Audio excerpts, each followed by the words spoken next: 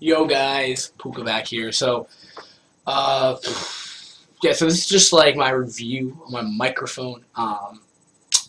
It's been a while since I've used it. Like I got it back mid-August probably. It's been now October, so I've had it for about a couple months right now.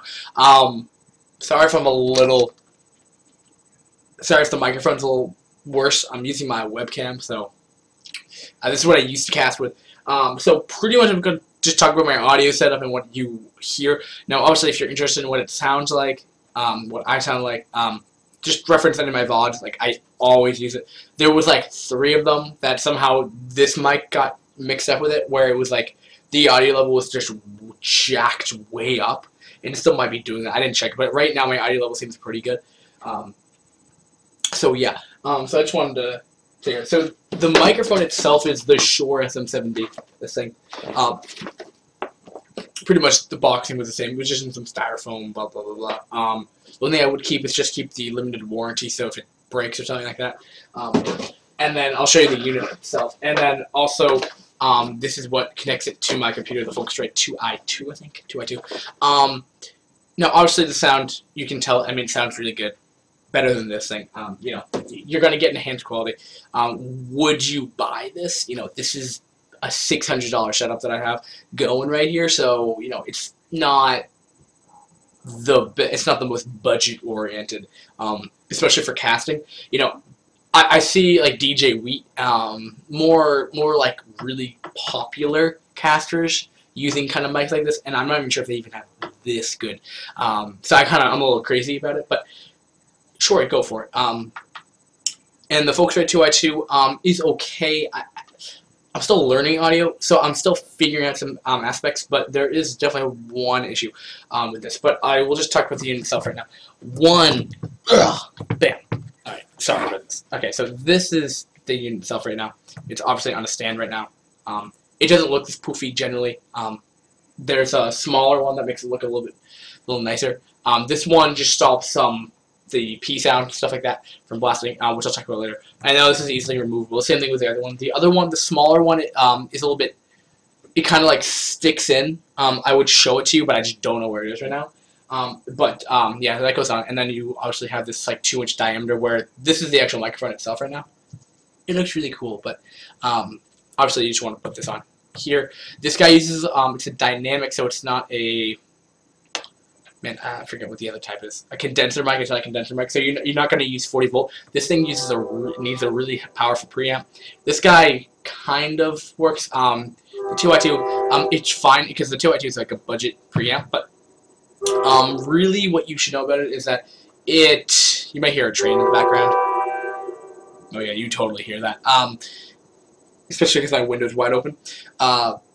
You really need to crank up the gain on this thing in order for it to work. So if you're at like 50%, you're not seeing anything.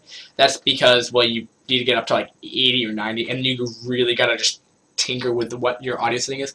Now, an issue that I've seen with it, I don't think it's the mic itself. And also, I'm using like a monster cable, like a $30 monster cable or something like that. It's nothing important for the XLR mic. So this guy, if you look at the Focusrite thing, if you look at the 2i2, it tells you, like, I'm sure most preamps do this, it's like it's like green, that's good, what it's hearing. Yellow is kind of like, it's a little too high, and red is just over, it's like over, you're overexerting the amount of gain that you have. And with commentary, you tend to raise up and down your voice, especially with me.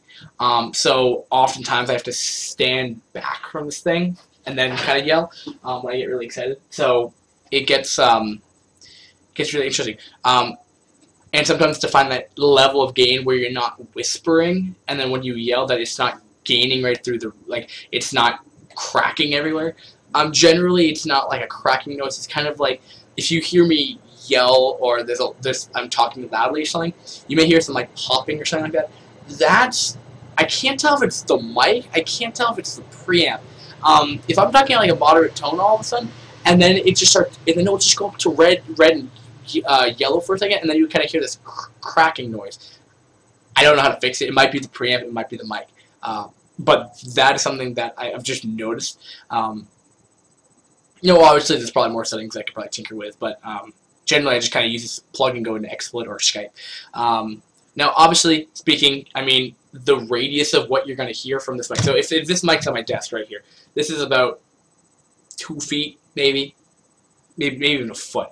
This thing really will have like a foot radius of what it will pick up. If I was back here eating, it would just barely hear me, and then the gain's are already all the way up too. So it's like, and then you would have to like crank up your audio anyway. You know, background noise barely picks up any. You might hear like a tiny bit of white noise if you wear, like if you use like this to and you have really good headphones and you can crank it up. But generally you won't hear white noise or anything. So that's kind of the benefit to having this mic. And yeah, that's pretty much the mic setup. That's what I use. Again, the Focusrite 2i2, which is about 150. The mic itself is about 350, which is about 500, and then the other bits and pieces with the stand itself, which is a Samsung, just some Samsung stand I got off of Amazon for 30 bucks. No, 50. Yeah, 50 bucks. And then the cord, where at this level, I would probably recommend getting a like an expensive one. If you're spending $600, spend the extra 50 to get just to make sure. I mean, you know, for all I know, it could even be the cable. I don't know, it doesn't bother me too much, but if you want the best microphone you can get it. I would recommend a Blue Yeti, probably. If you want to test like what a XLR-ish microphone is, where it's kind of like on your desk, where you're kind of speaking into it, not like a headset. It's, you know, worth trying. Otherwise, that's what I use for the Puka Relive series, YSL casting, and the whatchamacallit? Shit, what's it called? The some of the Chinese league that I cast. But yeah. And with that, guys, I mean, really, there's nothing much else to talk about. You know, stay tuned to my channel. Again, product reviews will come out every now and then. Not that much. I mean, honestly, I don't think I'm changing my mic anytime soon. I mean, unless this thing breaks, I'll probably just buy a new one. If I feel inclined to do so, then I might. Otherwise, you know, stay tuned to Brood War. Stay tuned to StarCraft in general. Even if it's not Brood War, man, just enjoy the game. That's all I can tell you. Guys, thanks for watching. Puka signing out. Peace.